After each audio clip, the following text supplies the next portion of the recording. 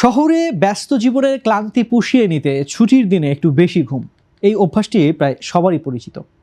বিশেষ করে ছুটির দিনে অনেকেই দিনের বড় একটি অংশ ঘুমিয়েই কাটিয়ে দেন। কিন্তু স্বাস্থ্য বিশেষজ্ঞরা বলছেন এই অতিরিক্ত ঘুমই অজান্তে শরীরের জন্য নতুন সমস্যার সূত্রপাত করতে পারে। গবেষণা বলছে একজন প্রাপ্তবয়স্ক মানুষের জন্য প্রতিদিন 7 থেকে 9 ঘন্টা ঘুমই যথেষ্ট।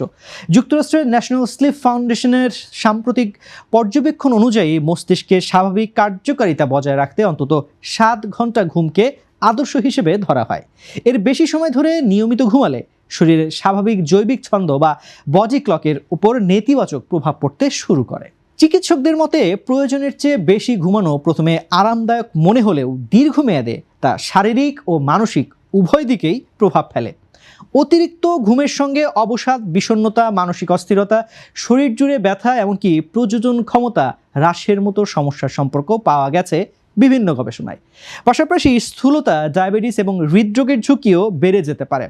বিশেষজ্ঞরা আরও জানান, ছুটির দিনে 10 থেকে 11 ঘন্টা কিংবা তারও বেশি সময় ঘুমিয়ে কাটানো শরীরের জন্য উপকারী নয়, বরং এটি ঘুমের স্বাভাবিক রুটিনকে বিঘ্নিত করে। ফলে সপ্তাহের অন্য দিনগুলোতে ক্লান্তি, মনোযোগের ঘাটতি এবং ঘুমের সমস্যা দেখা দিতে পারে। তাই চিকিৎসকদের পরামর্শ, ঈদ হোক বা সাপ্তাহিক ছুটি, ঘুমের সময়সূচি যেন খুব বেশি পরিবর্তন না হয়।